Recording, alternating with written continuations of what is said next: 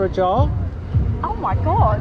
That was disgusting. Today we're talking about honey. How can you tell if the honey that you're eating is fake? A recent laboratory test by the European Commission tested 10 honeys from the UK and it found that all of them had been adulterated with sugar syrup. Today I'm going to test 4 different honeys that range from the very cheapest through to quite expensive. The main difference being that this one has almost no details about its origins, while this one is fully certified and traceable back to its source. It's quite common for manufacturers to put sugar syrup into honey because it's quite an expensive product, a bit like cocaine. Dealers cut it a little bit so they can make a bit more money. The same thing happens with Manuka honey because it's a very small supply from a very limited area, so sometimes manufacturers might put in a bit of sugar syrup just to make it a bit bigger. They can make a few more quid, you know? So I'm going to test these 4 and see if I can tell the difference. We love honey in the UK. Every year we spend £150 million on the stuff, and that figure's increasing. At the same time, the amount of bees in the world is actually going down slightly, so it's a limited supply. The European Commission recently tested hundreds of honeys from all across Europe and found that 46% of all honey imported into the European Union had been adulterated with sugar syrup. Back in 2017 it was only 14%, so it's a massive increase. The United Kingdom had the highest percentage of adulteration at 100%, as in all 10 samples were adulterated. However, the largest amount of suspicious honey came from China, and there was quite a lot from Turkey too. When you buy food, often the more expensive foods are more traceable and more pure. However, in the case of Manuka honey, it's a very limited supply, and it's quite a high value product, which means it's also one of the most commonly faked products. This one was sent to me free by ukmanukahoney.com, who can provide full certification and traceability for all of the honeys they sell, so you know you're getting the pure stuff. Now, honey is produced by bees. They fly around, they collect nectar, and they take it back to their hive where they produce honey. They produce honey to feed themselves.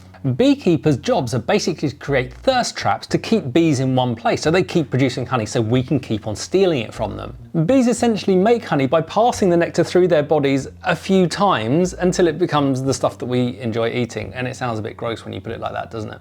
Bees work their asses off for us. The water content of honey is below 18%, which means it basically lasts forever. They found Egyptian honey that was still okay to eat. First up, let's look at the prices. This cheap ass little honey is 75p for 340 grams, which is £2.21 per kilo. I mean, literally, I think that might be cheaper than sugar. Next up is Rouse Squeezy honey, which is £3 for 340 grams, which is £8.82 per kilogram, about 4 times as expensive as the cheap ass. Next up, we've got Lidl Dulux Manuka honey, which is £5.89 for 250 grams, which is £23.56 per kilo. 10 times more expensive than that, and about 4 times more expensive than that. 3 times. 4, 3. Then we've got ukmanukahoney.com's 309 monofloral Manuka honey, which is £23.99 for 250 grams, which is £95.96 per kilogram. So it's massively more expensive than anything else here. Now, usually I would rate things by price, as in the cheapest thing is the best value, therefore it gets the most points. However, today is not about what's the best value. Today is about what's actually real honey. There would be no points in giving this lots of points for being cheap if it's basically just sugar syrup. If we actually were able to test all of these in a laboratory and found out that this is the only one that's actually pure, then it should win the test just by default, by virtue of the fact that it's the only one that is really completely honey. So therefore, I'm not going to score them on price whatsoever. Okay, packaging. Let's see what they all say on the labels. Simply Clear honey. I think that could be a bit of a lie, to be honest with you. Where's this from? Okay, produced in the UK, produce of China. Well, that's a contradiction. How can it be produced in 2 places? Oh, maybe it's produced in China, then they add the sugar syrup in the UK. I don't want to be libeled or whatever. I'm sure it is real honey. Next up, we've got the Rouse, which I think it looks lovely. They've definitely got the branding on point. Blend of honeys from more than one country. Blend of non-EU honeys. Well, that sounds suspicious as hell, doesn't it? Blend of honeys from different countries, including non-EU ones. It doesn't sound good, does it? This is putting me off cheap honey already. Okay, we're on to the slightly more expensive stuff now. 100% pure and authentic New Zealand Manuka honey, MGO 100. That's one of the ways they test Manuka honey. They measure the MGO levels of the product. I don't actually know what that means because I didn't actually study up on that bit, but a higher number's better.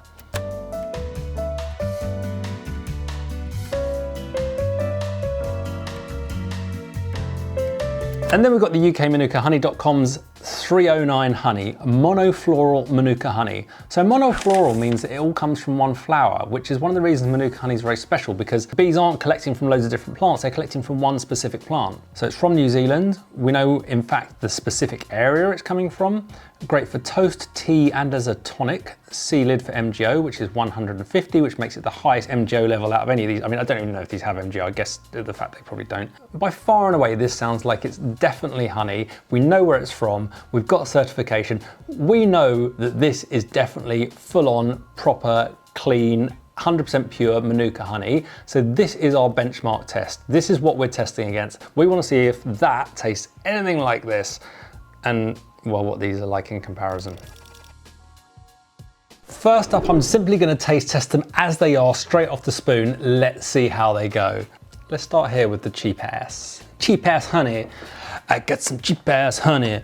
Got a bucket and some mop for my cheap ass honey. It has almost no aroma. It basically just smells a bit sugary. Very runny. Sweet, sugary. It's a sweet sugary syrup. I didn't say it's sugar syrup, I just said it's a sweet sugary syrup. So this one looks pretty similar. Really, it's basically the same color. Can you see that? That tastes more like honey. That actually has that, I don't know what you'd call it, but the honey flavor. That tastes like sugar, that tastes like honey. Big difference already. Honestly, that is not honey. I don't know who they're kidding. On to the good. I'm surprised I'm getting so worked up about honey. Now the color on this looks kind of similar. I wouldn't say there's really much difference. Can you see that? It's a kind of, again, a light golden color. Oh, way more intense honey flavor. Yeah, it's got that flavor, but it's got a real punch and a real kick to it. There's a real fullness to that honey, you know that like warm, round honey flavor. I can't describe it. We all know what honey tastes like, right? That is basically double that in terms of that flavor. That's good. This is interesting. I'm loving this. Oh my God. That's like a completely different product. Look at the color of it. Like, can you see how dark that is? Look at that. It's literally dark brown. It's like an entirely different thing. I was gonna do 3 taste tests. I don't think I need to. It's obvious. Like, oh wow. That's even more powerful than that one. It's more complex as well. There's more going on. Without a doubt, that is absolutely so different. Like, those are different things. They should not even both be able to be called honey. Like, that is honey, that is just something completely different. I need to go back to the little. There's almost like a sharpness and urgency, some like more intense flavors that really come through with that. This is a more concentrated version of this. I was going to test these in multiple ways today, but it's simply not worth it. It is so obvious which one is the high quality honey. It's very clear that the more money you spend on honey, the better it tastes. But how do you tell if it's actually adulterated with sugar syrup? I think that there's one key thing you need to remember here, and that's that the cheaper the honey, the less it tastes like honey. However, you need to separate them into 2 categories. You've got regular honeys like this, where the cheapest one really does not taste like honey. Then you've got a gap, and then you go up to Manuka honey. Now, this is quite expensive compared to basic honey. However, it's at the bottom end of the price range of Manuka honey. Therefore, the cheaper the honey, the more likely it is to be adulterated again. You've got to remember, people adulterate honey to either make more money or to be able to sell it for a lower price. So therefore, the bottom of the range honey, I think, in either of these 2 categories is probably the ones that are most likely to be adulterated. And if you can afford honey that comes fully certified, you'll be able to tell the difference, I can promise you. Now, I can tell the difference between these 4, but would you be able to? Well, I decided to go out on the streets and find out by asking a load of other people. Favorite? Second favorite? Third? Fourth? 1, 2, 3, 4. 1, 2, 3, 4. 1, 2, 3, 4. 1, 2, 3, 4. I would probably choose that one because like these 2 are nice and sweet, but I think they're a little too sweet, and this Flavour. one really, I can't taste any flavour in there. Lidl own brand, that's 75p a jar. Right.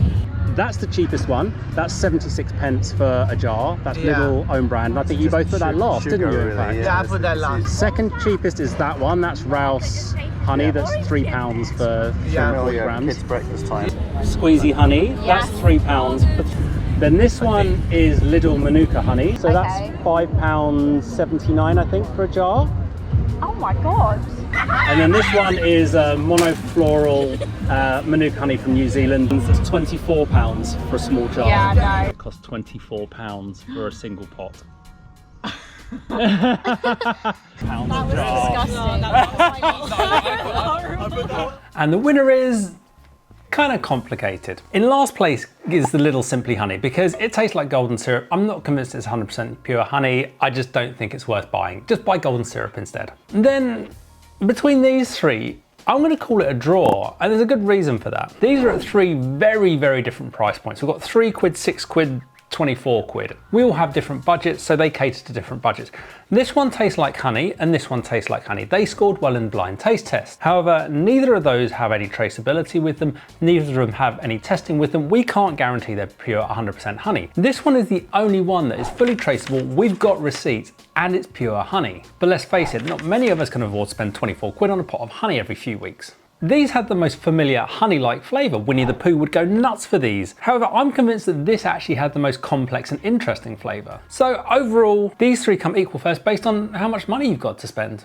Cheap ass honey. I got some cheap ass honey. Got a bucket and some mop for my cheap ass honey.